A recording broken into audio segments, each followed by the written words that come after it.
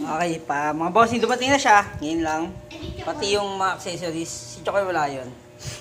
Well, ito na yun. Ang ating AC200N.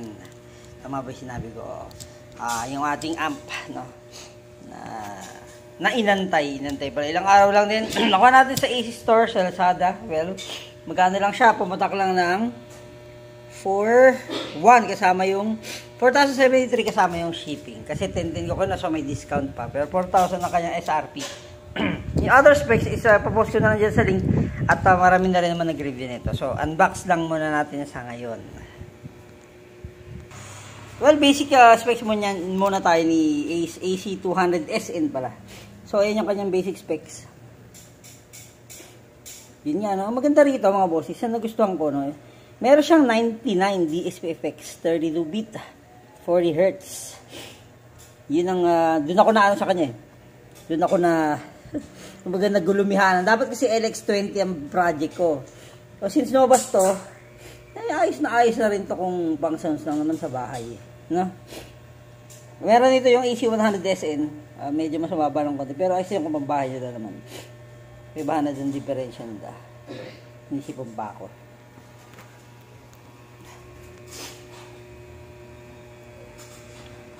Okay, so 205N pala, sorry.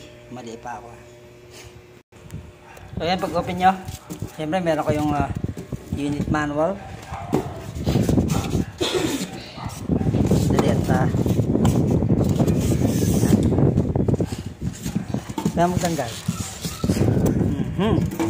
Ito ang ating power cable. Maganda sa kanya, ano siya, touchable. At ang ating mismong amplifier. Yung size niya, medyo slim. Hindi naman siya dito maharap. Hindi siya masyado makapal. Yan. At tanggalin yung mangko.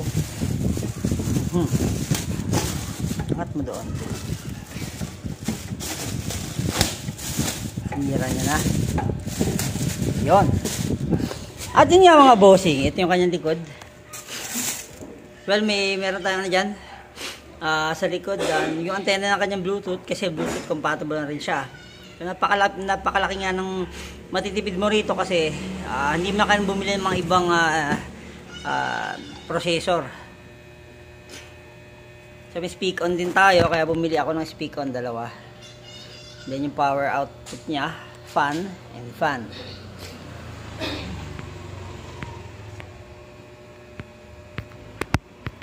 Ano pa? Sa harap naman tayo mga bossing. So, ito yung kanyang harap. Diba? Maangas sa itsura. So, yung kanyang display and controls. Actually, itong unboxing natin is for physical appearance muna. No? Bukas na tayo mag-set. Yan yung kanyang panel sa harap. Ganda. Yan. So, napaka-elegant naman ang dating. Yung build is okay na. Mukha rin siya halos ng LX20. 200 watts daw ang RMS ito. Pero siguro naman, nakita nyo naman yan. Nakita ko na rin dyan sa review ni Badl Paupa. So, okay naman siya. Nakita ko na rin yung loob. Very good na siya. For only 4,000 mga bossing, makukuha nyo yung power amp na to. Actually, hindi naman to talaga totally power amp. No? Sumasidebit lang siya ng gano'n kasi with effects siya. Pero ayos na rin. USB player, Bluetooth, etc. So, ano pang hahanapin nyo sa isang 4,000? Pamalit na sa mga 5OT nyo to. Kung sa lakas man, subok naman ang Ace.